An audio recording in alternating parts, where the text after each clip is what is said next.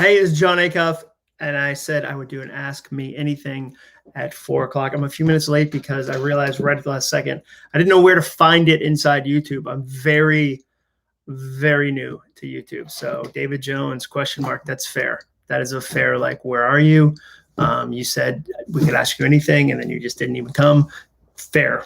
I had to call my friend who's a YouTube genius and go, hey, real quick, I'm supposed to be doing a live, and I can't find the link. And he was like, well, when are you doing it? And I was like, 4 minutes ago. So anyway, I thought it'd be fun to do an Ask Me Anything. If there's any way I can help with the little corner of the world I've experienced. So it could be questions about writing books or being a public speaker or running a business. Boxers or briefs? That's a really personal one right out of the gate. Greg Kettner. A lot of people won't answer that. Briefs all day, like old man. Like, who wears briefs still? But I do. I don't like boxers. I've never liked boxers.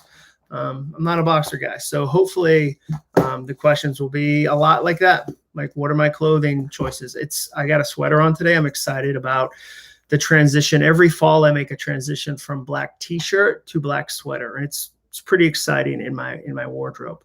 I think people feel excited about that. I know I do. Okay, Rachel Hayes. Okay.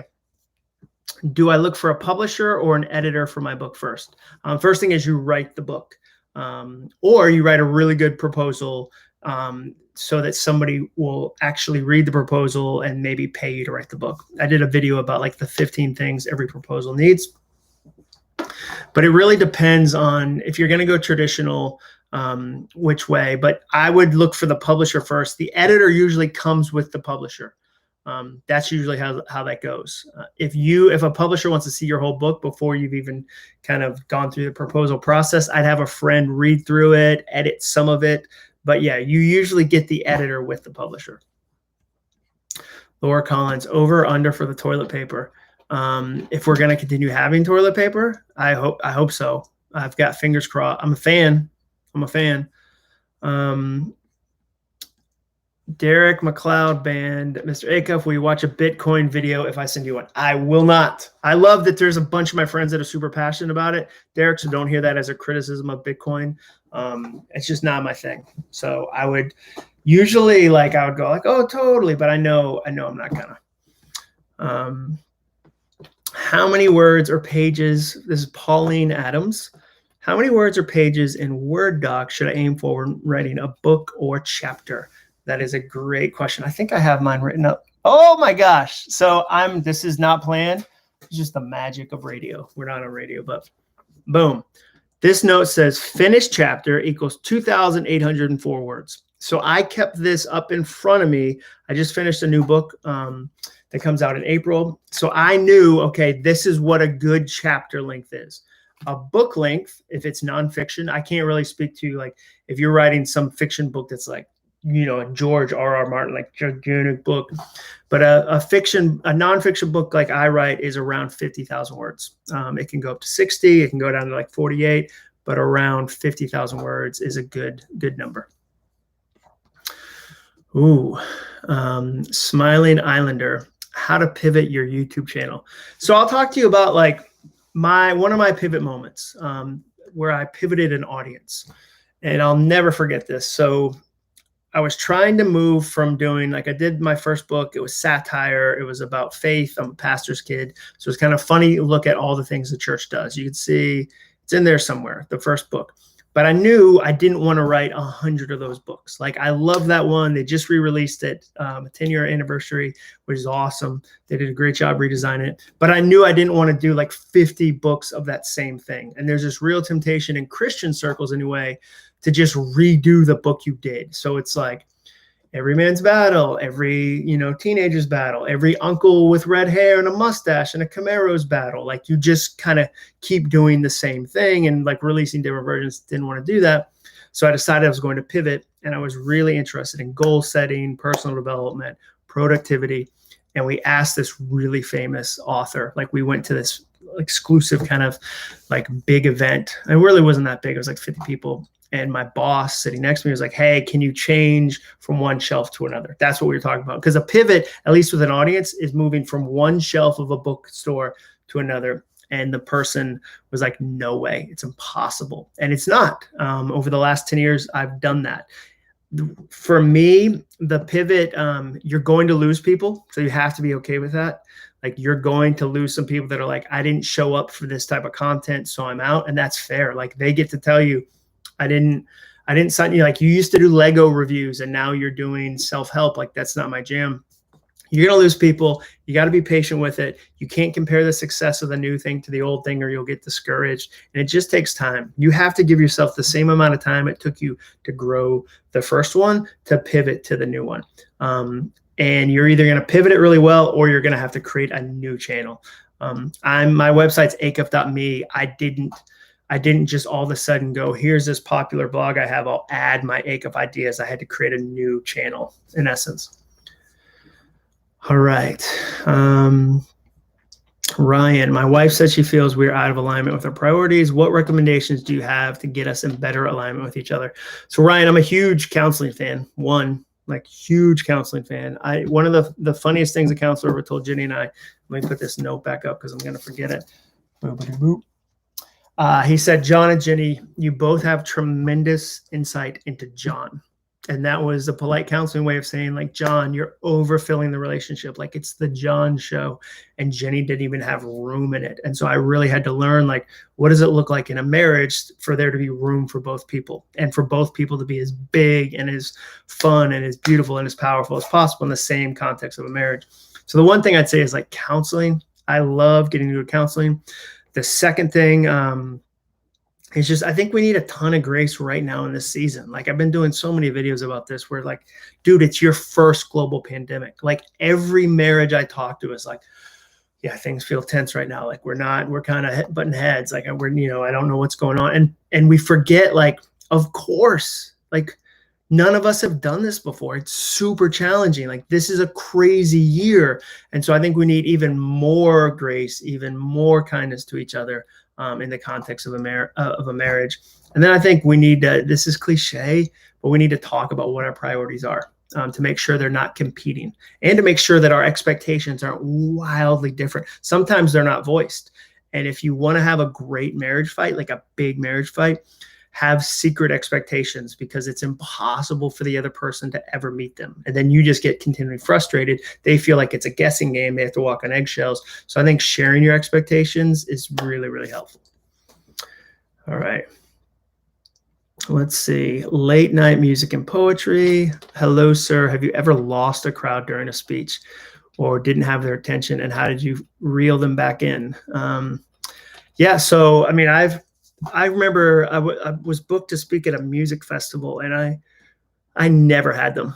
Like, it was 30 minutes where it's just like, I shouldn't have done that gig. Like, it was impossible. They were there to see music, and I was like, hey, like, and so their expectation was like, here comes a musician, and out came me, and I don't even have a guitar, like, where I could at least tell stories, like, playfully, like, oh, here's a story that involves a guitar. So, like, that was one that I never got back. For me, if I've done my job on the upfront, like, if I've interviewed the client, if I've talked with people that are going to be in the crowd to really understand what they're excited about, what they're, anxious about, where are they right now in the middle of their week, I shouldn't lose the crowd. I shouldn't have a swing and a miss that big, where I'm that far away from what I know they wanted. That's why I do so much upfront work, so that when I show up, I get to deliver something that feels connected to exactly where they are. But yeah, that one time, like, they were way gone. I will say this. Early on, there were certain jokes I would do as canary in the coal mine jokes. Like, if I did this joke 5 minutes in and I didn't get a reaction, like, I knew, oh, okay, I need to tweak some other stuff that's coming, because if they didn't like that, they're not going to like this other thing. So that's what's fun about a live event, is you're kind of tinkering some during it based on the audience. All right. Chrissy Jansen. Hello, I have a really popular weekly newsletter that I send our customers from the restaurant. I include personal stories each week that I find pretty humorous, and a lot of them do too. I'm wondering if I take those stories that I send out and compile them into a book, is that even marketable, since I'm already giving them away for free? Yes, 100%. My first book was a collection. I would say it was 60% of, blog posts I had done that I knew were home runs, and then 40% new ones. So if you said to me, hey, can I take exactly what I've done and then just print it as a book? I wouldn't do that. If you said to me, hey, I'm going to take the 80%, like I've sent 1,000 stories out and 80% of them are amazing, or 40% of them are amazing, I'm going to compile it and then add some new ones, 100%. Like, the thing you have to remember is not everybody's read everyone, and not everybody remembers it. The hardest thing for me as a creator is realizing that, like, I'm going to repeat some ideas. And part of the reason you do that is, no offense to you, no offense to me, no offense to any creator, nobody is memorizing your ideas. Like, nobody right now is like, oh man, remember when you said that thing 2 years ago? Like, oh, that was like, they don't. Like, so you get to kind of reshape, reuse, move some stuff around, and it gets better. Like, it will be better having you edit it as a book. So it's totally markable. Yeah, I would do that. All right, Pauline Adams. How do you get over possibly hurting or offending people with what you write about? I think my book needs to be written, but worry some will be offended by the sensitive topic. Well, I mean, it depends. It depends who you're talking about offending. Like, if you think about offense or people, like a scale, like, and it goes from stranger who doesn't know you to like parent, like, or spouse. Like, though, that's a very different kind of range of offense. Like, if it's a stranger who maybe is looking to get offended and they're just going to be offended for a minute and they're going to forget about you in like a day, don't worry about it. Like, I don't ever purposely try to offend people. There's so many clickbaity headlines that are written that way in order to get attention. So you see that in sports all the time, where they'll be like a Max Kellerman will be like, Andre Iguodala is a better shooter than Steph Curry. Like, if the game was on the line, I'd want, Iggy to take the shot. No, you wouldn't. Like, you wouldn't want that. Nobody would. You're saying that so that when it gets posted on Twitter, people go, you're crazy, Max, you're crazy. Like, that's pro wrestling. Like, he doesn't believe that. No one believes that. So that's one level of offense. The other level of offense is like, I'm going to write a book that's about a parent, and that parent's still alive, and it's going to cause a lot of pain, and I've never talked to this parent about them. That you have to kind of figure out. You have to kind of know, okay, where am I comfortable fitting in with this sort of topic? But you can't use people's offense as the yes, no of whether you do the project, because there'll always be people offended, and you'll never do projects. All right, let's see. Smiling Islander, glad you liked it. Chloe Sack. Hi, John. Absolutely loved your book finish. However, I'm still struggling to complete an online course I'm currently doing, and I'm only 60% done. Other ideas to make it fun? I love to break things down. I love to get checkboxy. Like, I'll show you this right here. This is my notebook, and you can see. Let's go to page 81 because I know that's where it is. This is September. This is the stuff I worked on in September. And I love, like, I got to update it. I've got a couple updates to make. But I'm going to look at this at the end of the month, be like, okay, cool. Like, I knocked out these things. So if I was 60% done with some sort of, I don't know, course or anything, I would try to break it down into daily things I could do, or else I won't do it. Like, I need some daily kind of easy structure, or I'm not going to do it. That 40% is just going to be a jerk. The last 10% could be a huge jerk. So if it were me and I were you, I'd break it down. I'd break it down a little bit. And thank you for these questions. These are great. And thanks for subscribing to my channel. Like, I absolutely love that folks are subscribing. They're being so patient as I learn the medium. Like, I'm a YouTube amateur, but I'm figuring it out, and I'm having a lot of fun with it. So thank you. All right. David Jones. What's your input on moving somewhere like Nashville to be part of a good community of creators, companies, nonprofits, etc., to pursue goals and dreams? Ooh, it's a good question. What's my input? Here's my theory. I'll tell you my theory, David Jones. There are probably 6 or 7 what I'd call jump cities in the country. And so a jump city is where somebody jumps from another part of the country to chase a dream there. I'd say LA. I'd say New York. I'd say Austin. Certainly Nashville. No offense to where I grew up. Hudson, Massachusetts. Nobody ever moved there and was like, oh man, I just knew someday. I'm from Spokane, Washington, but I just knew someday I'm going to make it out to Hudson, Massachusetts. Like nobody says that, but Nashville's a jump city. So there can be tremendous value. It matters if the thing you're trying to do happens in that city almost exclusively. For instance, if you were a songwriter, it would be 100% easier to be a successful songwriter living in Nashville because there are so many other songwriters that you could do a co-write with. This city works on songwriting. If you were trying to pursue movie making, like Georgia, Atlanta has become a really great place to pursue that. So that can be really helpful. The last caveat I'd give you though, dude, like if you're not pursuing those in the city you currently live in, don't think the city will magically make you better at doing that. So for instance, like it kind of reminds me of people, I think the stat is like 80% of people that move to Hawaii from the US move back in the first year. You go, why? It's because they thought the problems they had in Ohio wouldn't find them in Hawaii. So they get to Hawaii and they're like, all my problems are going to disappear. Like the problem was I wasn't close enough to macadamia nuts. And once I have access to macadamia nuts, like all my problems will disappear. And they get there and they're like, oh, like I still have the same insecurities. I still have the same doubt. I still have the same. So my thing to you would be practice some of those relationships in the city you live in so that you develop that muscle so that then when you go to Nashville, you're ready to really expand. All right. Larry Couch. That's so funny. That is such a great statement. Larry said, John, let me know when you do another music gig. And I can accent your jokes with guitar solos. That's so funny. I would love that. I would love that so much. Let's tweet this out so we can get some more folks on here. What do you say, guys? Let's get some more people and say, ask me anything. Can I help with anything? Can I help you? Let's say you. Can I help you with anything? Book writing,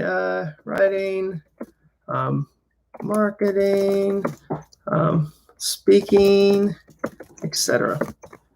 I'm doing a live Ask Me Anything right now on YouTube. Just let me know. All right. Can I help you with anything? Book writing. Boom. I just tweeted it. So now we'll get some more people with some more questions. All right. Let's jump back. April Dunn. Hey, April. Thanks for asking a question. I finished my September-January challenge and had a result that amazed me. Just the idea of doing something, anything, no matter how small, daily, significant change will happen. So April, email me. I'd love to hear what happened. That would be awesome. Like even better than that, like email my friend Ashley at acuff.me. So ASHLEY at acuff.me. I'd love to hear your story. That'd be awesome. I'm all about hearing fun stories of people that have made progress. I'd love to hear like what worked, what didn't work. So yeah, Ashley at acuff.me. Shoot me an email. Okay. Ooh. J. Noah Rod. I was so looking forward to Jenny's book about being married to a dreamer since you announced it way back. It probably won't happen. Can we have a blog post or an outline at least? So I think we'll end up doing some YouTube videos around that topic because I think it'd be really fun to have Jenny like right here and us talking through what that looks like. The reason it didn't happen was I didn't, this is so classic. And maybe I've said this to you before, but I didn't even check with Jenny, like in classic dreamer fashion. I was like, she should write a book. We get asked about this topic all the time. Oh my gosh. So I announce it without even talking to her. I'm like, oh, by the way, you're going to write a book. So Jenny, who actually does her stuff and gets stuff done, was like, no, but I didn't agree to that. What are you talking about, you crazy dreamer? And then, so for like the next 10 years, people come up to Jenny and they're like, hey, how's your book coming? And she's like, I'm going to kill you, John Acuff. So we'll do some videos about it. But if you have specific questions that you want me to address in this conversation, by all means, throw them out there because I'd love to answer any that you have. Chrissy Jensen, nobody's memorizing your ideas. That is true. It's true. Pauline, ask as many questions as you want, like by all means. Pauline, Sorry, another question. Does every chapter need to be the same length? That's a great question. I love these practical questions. If there's something I've learned that's helpful to you, I'll just tell you. So no, I don't think it does. What I would say is they have to be roughly the same average length. So like if you had a chapter that was 10,000 words and then you had one that was like 800 words, that's a weird experience for the reader. Like they get a rhythm where they're expecting like, okay, there's roughly this amount of ideas, there's roughly this amount of sections. And then all of a sudden, like there's this whiplash where you have a really short chapter. That's a bad reading experience. So no, they don't have to be exactly the same amount of words, but I wouldn't make the gap between them really, really big because I just think that's a bad experience. So if you find that happening, maybe you lay out your book and you go, oh my gosh, this chapter has 10,000 words. This one has 1,000. It probably means that 10,000 word chapter needs to be broken down and needs to be smaller and needs to have multiple chapters. Like you've hidden too many chapters into the one chapter and it's a little bit bloated. Michael, while thinking about my ideas and goals, how can I distinguish ambition from greed? Well, I mean, I think a great way to do that is with a relationship. That can be a friend, that can be a spouse, that can be a coworker. Having another set of eyes on your ideas can be really helpful. I tend to do the opposite, where like I feel some like weird, like evangelical hangover shame about like success or about ambition. And so that's something that I know personally, I need other people that will go, oh, dude, you got to crush that. Like you can do that. That's really awesome. And they help me move beyond kind of like my own broken, like, oh no, success is bad. Or, oh no, as a Christian, I should never feel successful. Like I have to like, so it depends on where you are on that scale. So if you're already like, dude, I'm great at ambition. I love ambition. Awesome. Go pursue it. If you're like small ambition and you need a friend to help you pull you toward bigger ambition, great.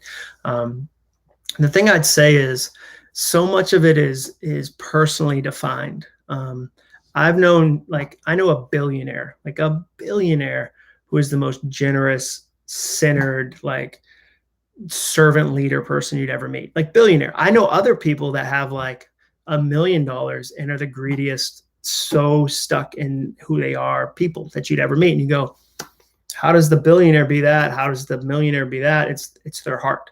So a lot of that depends on like where your heart is, what you're about. But that's a good question. That is a great question. So I think I've answered all the questions for now. You can tell I'm in my home office. There's Lego cars right there. There's Waldo right there. There's a bunch of books. Okay, Ryan, how big should a goal be before it won't be realistic? Okay, yeah. So I actually have a theory on that. Here's my theory. I wish I need to do a whiteboard. Like I need to find some sort of whiteboard. I can be like, here's this theory. I could do my calendar, but so I think there's a line. The line when it comes to a goal is on one end of it is overwhelming. On one of it is easy. And you want to land in the middle at inspiring. If your goal is so big, like and so impossible, you could get to the land of overwhelming and it doesn't inspire you to work on it. You don't actually do it. It's way too big. If it's easy, there's no excitement. There's no momentum. There's no motivation. And so your job is to figure out kind of based on your skills, based on your time frame, based on what you know to be true about you, based on the situation, like where do you want to land? Like what is inspiring, where it's bigger than you currently are. It's going to stretch you. It's going to force you to grow. There's going to be some uncomfortable moments, but it's not so overwhelming that it would be impossible and it would, kill you to do it. It would hurt your family to do it. Like here's an example of that. Somebody the other day asked me why I don't do marathons. I thought that was a great question. They said, hey, I think I could help you do a marathon. And that was so kind, but I don't want to do a marathon. Like, I know, like, I love half marathons. Like, I'm comfortable. There's other areas of my life where I just go. And it's like, I push beyond where it's a healthy goal, pursuit. But for me, I know I don't want to do a marathon. I don't feel incomplete having not done a marathon. Like, I love half marathons. That's what I'm training for. A marathon would require more training than I'm willing to give it. So I know for me, inspiring, like running a really good half marathon is inspiring. If I tried to do a marathon, if I tried to, and I could do a marathon tomorrow. Like it's not impossible by any means. People do it all the time. It's just not a goal that motivates me. So like my middle is a half marathon. All right. Who decides what the cover of the book looks like? It really depends. But if you have a good relationship with the publisher, you, the author, do. Because ultimately they'll say, hey, you're the one that's going to stand next to this thing for 10 years, 20 years, 30 years. You're the one that has the most skin in this game. It's your name. So I've never had a situation where a publisher was like, we demand this be the cover. Like you never want it to get that contentious. Like that's my experience. You work together, you go through multiple rounds. Some of my books had 50 cover designs before we found one that we liked. This last one, let me see, where is it? Oh yeah, let me grab it. Hold on. So like the new book, and this is just a mock-up. This isn't the actual book yet. But like when we got this, I was like I loved it automatically because it's about overthinking. He's got headphones on, like it's super clean, like it's the thinker, like one of the top 10 statues of all time. So I knew that one right away. The second I saw that, I was like, whoa. So it depends. Usually though, it's like 50 rounds. All right. Crimson Monster. Oh. Get OBS software to add a whiteboard app and screen graphics into your videos. I don't know what that entire sentence means, but I like it. I need to I'll write that down. I'm always trying to learn. I'll take that note down. OBS software. Let's put that. I'm going to go, OBS software. A guy named Crimson Monster, who I'm assuming is a Alabama fan, maybe. I don't know. Maybe. I'm going to go to my to-do section. Where are you, to-do list? Pages 1 through 11. See that? OBS whiteboard software. That sounds great. Look at me learning. All right. How do you experiment with your speech material ahead of time? Great question. So this would be a way. I'll do a YouTube video. Like now that I have a YouTube channel, I'll try it out and go, how does it fit? Like, did people connect with it? Did they have questions? Like, how did it, how did it sound? And the other thing I do, I learned this from Zig Ziglar. I had the chance to have lunch with Zig Ziglar before he passed away. He and his son and his wife, and he was amazing. And what he would do is he would have 3 or 4 like home run segments of a speech. And then he would slowly add in new ones. Like different people do it different ways. Seinfeld, comedians will be like, once I've done this tour, I throw out all that material and I start over. I think that works for some professions. But Zig would go, I got these 3 dope things. I can work a 4th in, and the other 3 are so good that it'll carry the 4th as I develop it. That's the challenge with at least being a corporate speaker. You don't get to like workshop stuff. Like there's no open mic night when you're a corporate speaker where you just show up and you're like, here's a way to do your goals. And like, it's a sucky way, but you work on it over 100 different, nights and it gets better. That's not how it works. So I have to bring great stuff, but I will say this, my stuff is based on my books. So like, dude, by the time I get to a lot of it, it's been in a book and like, it's already been like edited and changed and grown and stretched. Now, if somebody said, like I wrote 2 new keynotes this summer, Pivot Don't Panic, and Beyond the Pivot. So like those had new stuff in them. And a lot of it was, I tested it on YouTube. Sometimes it's just, if you've done it for 10 years, when an idea is not going to work. And you're like, nah, nobody's going to be into that. So let me change it. Let me tweak it. That was a good question though. All right. Late night music and poetry. I've always wanted to publish a book of my poems that I wrote during my teens and early 20s. Some of it is very blunt. Aren't we all blunt in our teens and our 20s? Actually, I want to do a video on like 10 things I'd tell the 28-year-old me. So I'm going to write that down because I was jogging today and I was like, people ask me that question sometimes. They're like, what would you tell the 28, or it'll be the 25-year-old version because I'm about to turn 45. Let's see, YouTube. Actually, look, I'll show you. Here's where I write my YouTube ideas. Let me see. Boop, boop, boop. See right there? That's where I write my YouTube ideas. I love big pieces of paper. So like when I have an idea like that, I'll be like this. All right. 10 things I'd tell 25-year-old me. Boom. And so now I've got that. And you can see over here, the new finish calendar. This is for 2021. Like, oh, have we ever needed a new calendar so badly? Like, can you not just wait for this year to be over? Yuck. Yuckity yuck. All right. So let me turn you back. Okay. Late night music and poetry.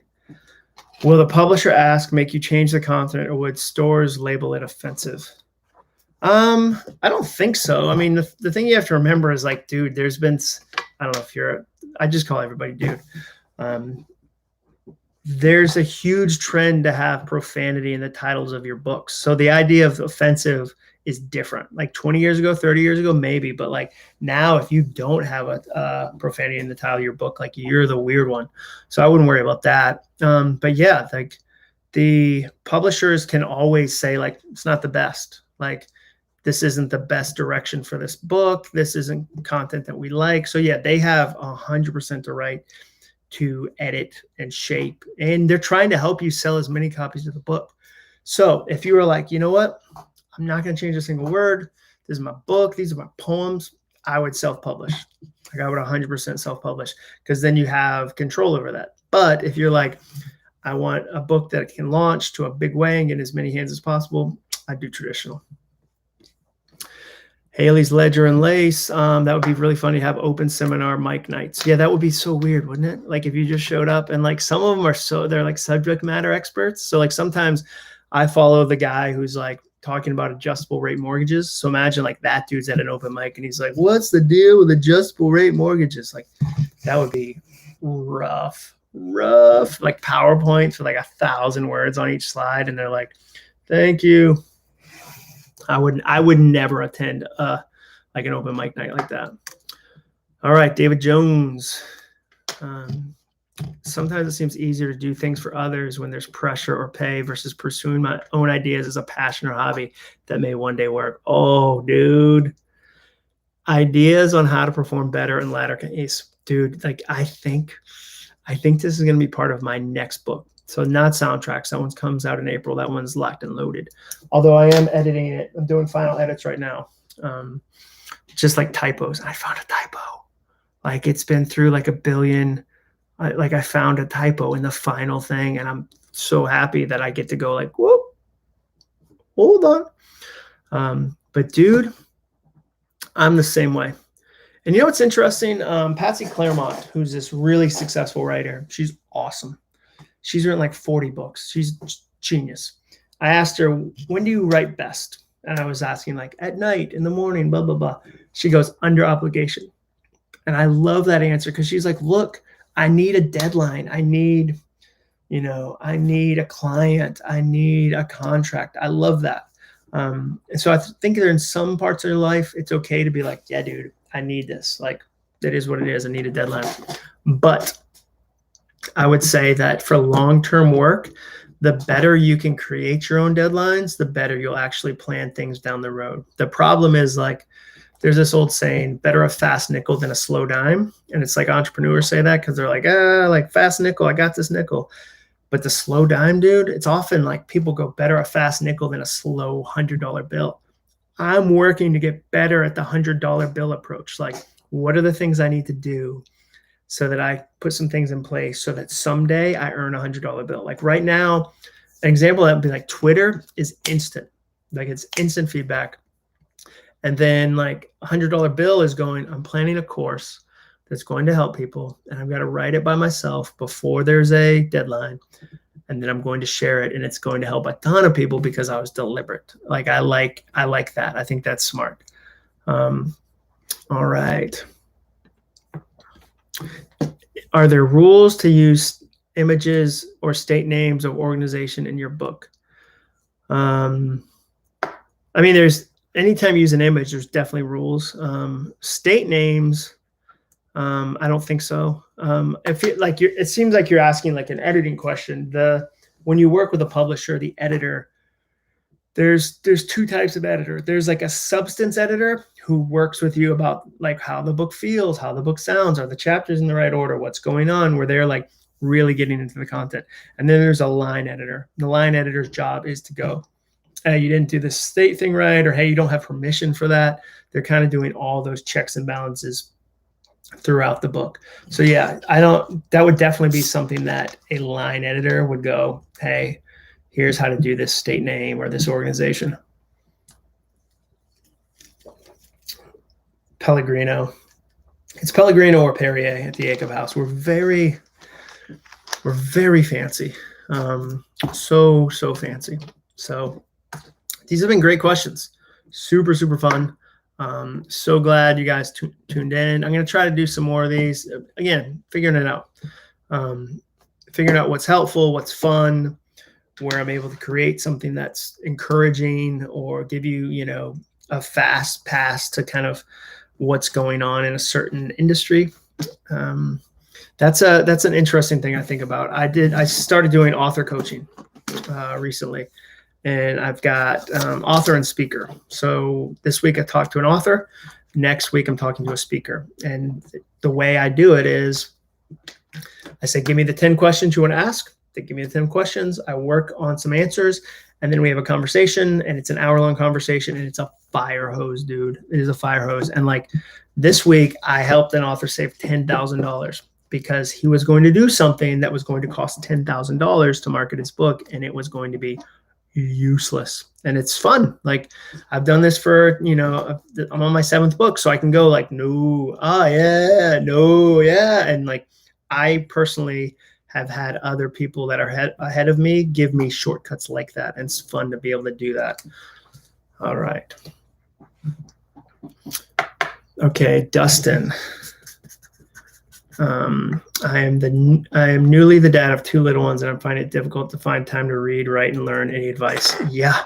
That is appropriate. So like, if you're telling me you just had twins recently, or you married into a family where there's 2 little kids, like, yeah, dude, like that is the idea. Like read, write, and learn. This isn't the season.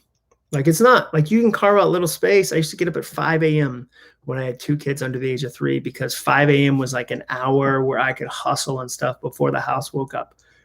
But dude, it's not the season. Like it's just not. It's so like when people look at my life currently, they're like, man, you have time to read, write, and learn. Yeah, I have 2 teenagers. Like Ellie will be at band tonight till 8 o'clock, but Cray has small group. So that's different than when you have a toddler or a 1-year-old who's constantly trying to kill themselves. Like that's what toddlers do. Like half of their favorite hobby is trying to kill themselves. And so of course you have no time, dude. So yeah, give yourself a little patience, give yourself a little grace, carve it out where you can.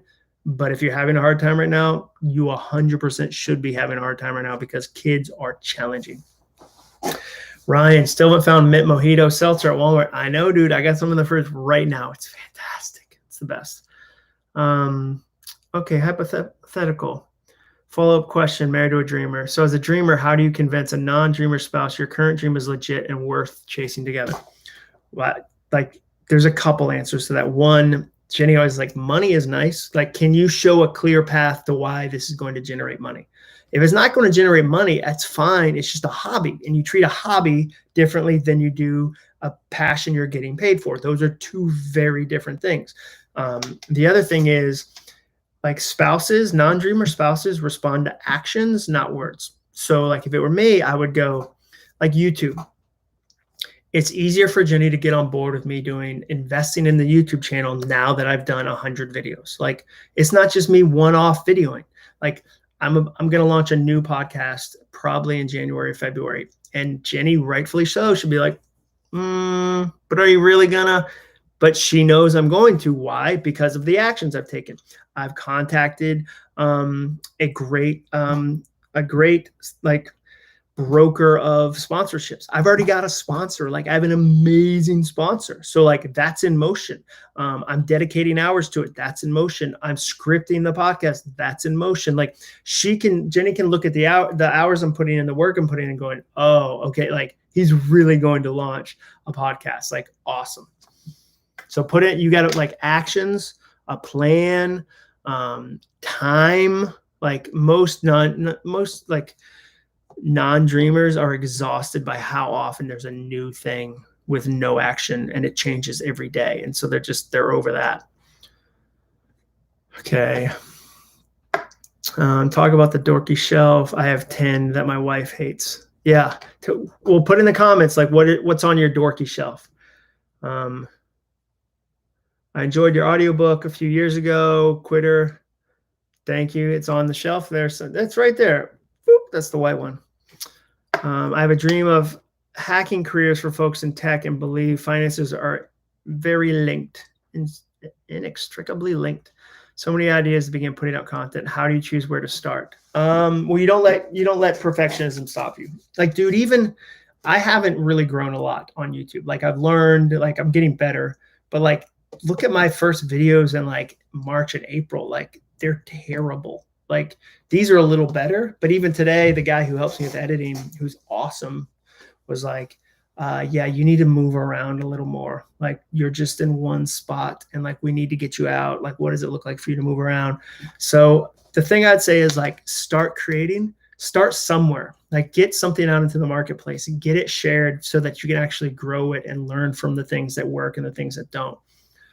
Trina Williams, do you miss working at Ramsey Solutions? I really miss the team. Like there's so many talented people that work there. I miss being part of a team. I think I miss that in general. Like I have a handful of people I work with and they're awesome, but we're not all in the same space. We're not all doing, we're not sharing an office. So I miss team. Like that's I think what I miss is being around a team and working with a team. Now there's other ways that I get that aspect in my job, but like a day-by-day team that's building stuff, like doing live events together was just super fun. Like traveling to a live event where like you go to the airport and there's 15 other people on your flight that you work with and you all know each other and it feels like a fun kind of like party kind of mission. Like that's just fun. Like, and it's very different to get on a plane by yourself to go do an event than it is with like 15 other funny, talented people. That's just a reality. Okay, Tony. Yeah, why did I leave Dave Ramsey? One, it's crazy. It's been 7 years. I just want to start my own company. Like I really felt like, wow, it is an amazing time to be an entrepreneur. And so I wanted to be an entrepreneur. And part of it was I was so inspired by all the entrepreneurs there. Like it's hard to be around Dave Ramsey and not want to start your own thing. Like I think if you're a fan of him, a lot of you have gone off on adventures because you're like, dang, this dude makes me feel like I could do it. So I felt like I could do it. 7 years later, like I'm still doing it and I absolutely love it. So it's been fun. Like having my own company has been a blast. Setting my own schedule, doing my own thing, choosing which projects I want to work on. Being able to work with 1,000 different companies versus being at one has been really, really fun. So great question. Late night music and poetry on my shelves, NASCAR, CDs, DVDs, old books, old school Magnavox stereo. Yeah, that's an antique, dude. A Magnavox, like it probably has I doubt it has a tape cassette. Like maybe it doesn't have a tape cassette. I don't know. Maybe it does. Who knows? I'm going to put, I think, so this is a Dorky Shelf that I'm talking about. That's Lego. And I think up there I have the Lego Bugatti. Like it's not finished yet, but I'm working on it right now, and it's coming together. All right. Do you prefer paper or digital for staying organized with your schedule?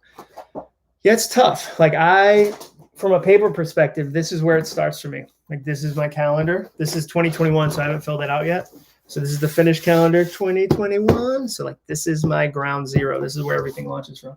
And you can also go, oh, what? Horizontal. And you can see the ring light. Keep that skin looking fresh. And this one's dry erase. So that's part of it. You can see like this isn't paper, but I use this thing.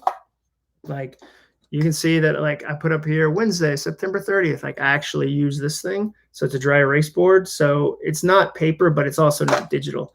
And then like Google Calendar. I don't know an easier way to organize my day-to-day stuff with like meetings in Google Calendar.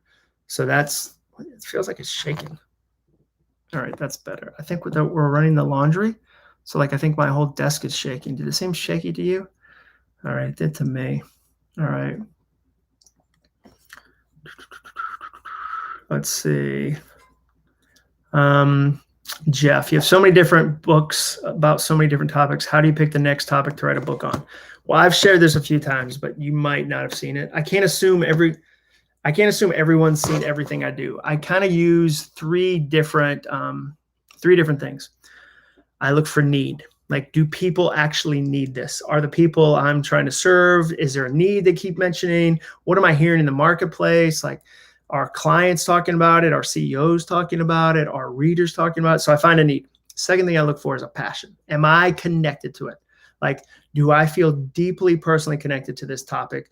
Because you're going to talk about it for 10 years. You're going to write about it for multiple years, but you're going to talk about it for a long time. So you have to be personally connected to it. The third thing is I go to the marketplace and I go, is it already served? Like, are there already a billion books about this exact thing? And can I add a fresh voice to it? So that's what Soundtracks was. Like, I asked 10,000 people if they struggle with overthinking. 99.5% of people said yes. Like, dude, you got to write that book when 99.5% of people say yes. Second, I'm an overthinker. Like, my entire life, I've been overthinking, and something shifted for me in 2008 that was really, really helpful, changed the whole arc of my career. You guys never had heard of me in 2008. This one kind of lesson about overthinking changed everything. 3, I went to the marketplace, and there were a lot of books about like, stop overthinking, stop overthinking, stop overthinking. But I didn't find a lot that were like, hey, here's how to use it the right way. Because like, why would I ever turn off this amazing machine? Like, I'm really good at thinking. What if I just fed this machine with the right thoughts? Like, imagine what would happen if like you took all your overthinking and you turned it into thoughts you wanted to have. Like, it's powerful. So that's how I chose that topic. So for the next one, I'm kind of constantly looking, going, what do people need? What am I curious about? What's in the marketplace? That's how I pick. Greg, could you suggest a good book coach? I've written a lot of words, but need help putting it into a book. It depends on your price range. If it were me, the first person I'd reach out to is Jeff Goins. Jeff Goins. Look up Jeff Goins, Goins. He is a great, great, great book coach. Depends on how much you want to pay, but like, he's the dude. Like, when somebody says to me, I want to write a book and I want to have somebody help me, like, Jeff Goins. I totally reach out to Jeff Goins. Yeah, Waldo's back there. Look at him right there. 2-year-old and 1-month-old. Yeah. Yeah, Dustin, that's an intense house. Okay, Let the Arrows Fly. Started a YouTube channel for kids Bible lessons, new to the game. How do you recommend growing subscribers?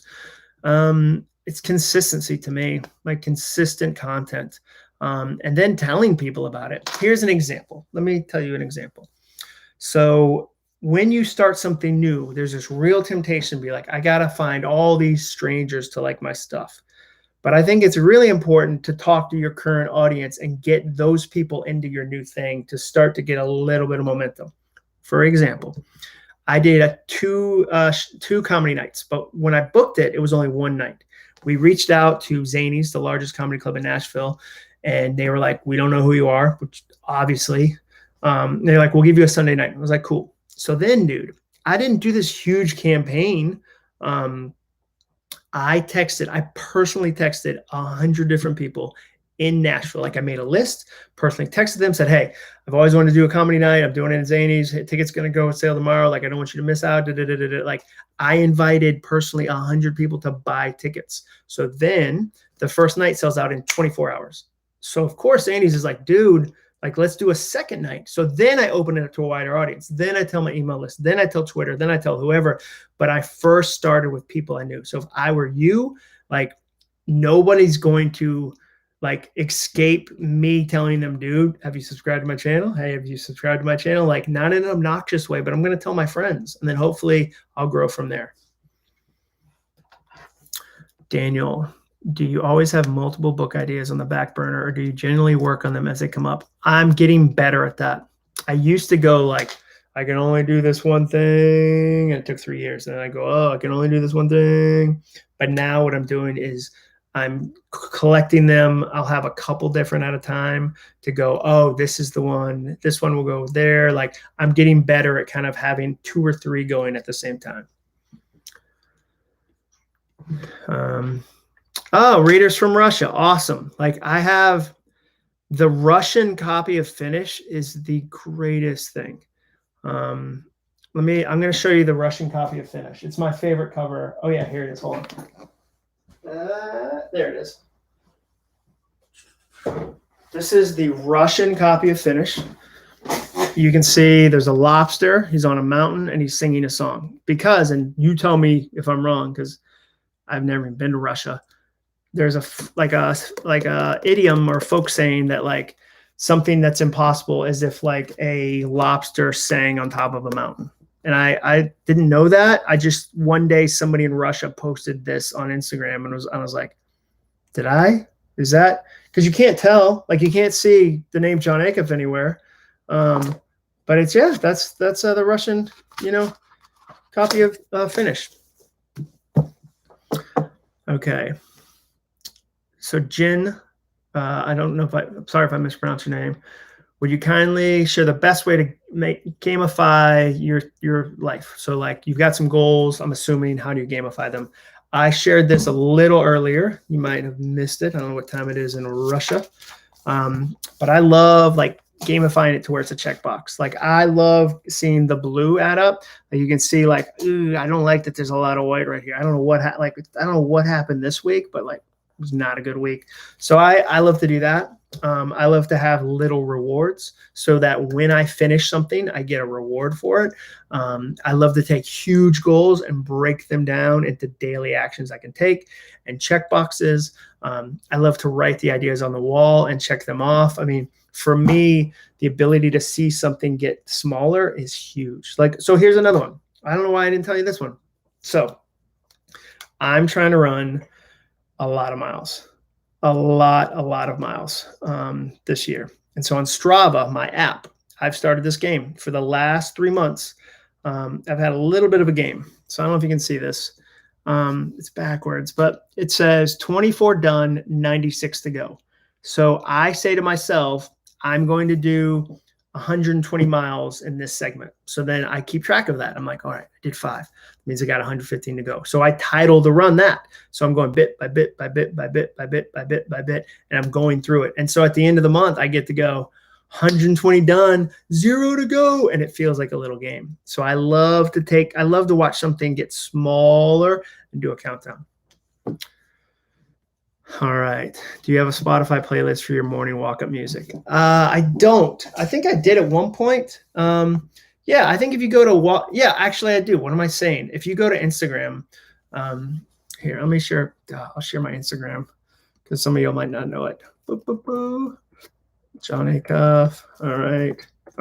Instagram. It's just Instagram, Jon Acuff.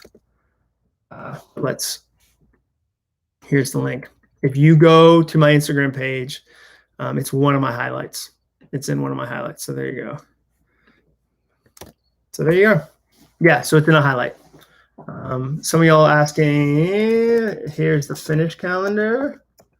Another thing that I referenced a couple times. There you go. I think we're almost out of time. This has been fantastic.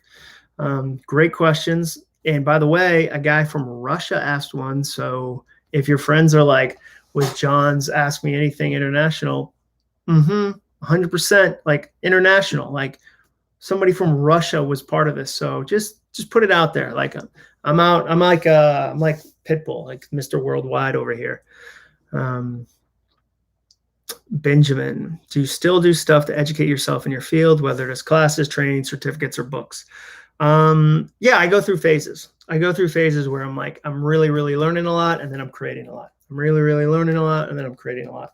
So I would say right now I'm definitely in a learning one. I've loved the Masterclass app. Like I've watched a bunch of those from like Judd Apatow or David Sedaris or different people that I'm like, oh, that's interesting. I never knew that. I'm also trying to learn from other authors. Like, how did they shape their careers? What really worked? I would say I haven't done a ton of like in-person training lately, where like it, and part of it's just there hasn't been any in the last 6 months. All right, it's 1 a.m. here in Moscow. There you go. It's 1 a.m. Miranda, any chance of some new stuff Christians like content? So they just re-released the book. It's been redesigned. I love what they did. I don't know because like I feel like there's other people, like that market feels really served right now. Like I don't feel like it's missing my voice. Like 10 years ago, 12 years ago when I did it, there weren't a ton of people doing Christian satire. Now it feels like there's a lot of super talented, really smart people doing it. So I don't know if it needs my voice, and I don't even know if like I've got that muscle right now, because I've been working on so many other things.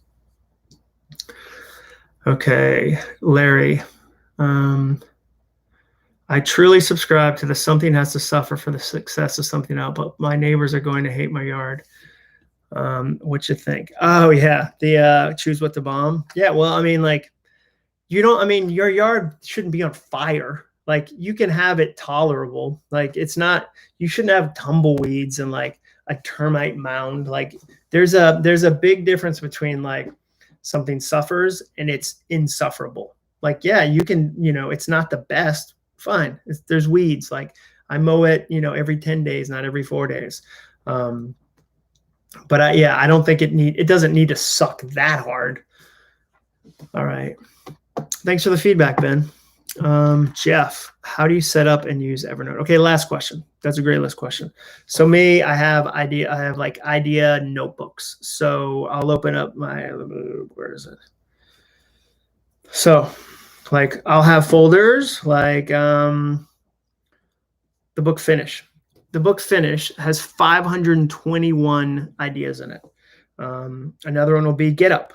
Okay, so I'm doing Get Up videos. So a lot of times what I'll do is I'll have notebooks around new ideas. So new book, and I'll throw a bunch of ideas in there. Or Get Up videos. Oh, I'll throw that in there. Or like I have a new newsletter coming up, which I'm super excited about. Like I got my act together. It's going to be every Friday. It's called 5 Ideas to Shout About. It's going to be book recommendations, funny stuff, counterintuitive advice. So like now I'm like, oh, if I find something that's interesting, I need to throw it in that folder, That's kind of how I set it up. I try to keep it as simple as possible. If the system is too complicated, you won't use it. You'll spend more time manicuring the system than actually benefiting from the system. So the simpler I can keep it, the more likely I'll actually do it. So, well, this was awesome. Thank you so much for watching. These are great questions.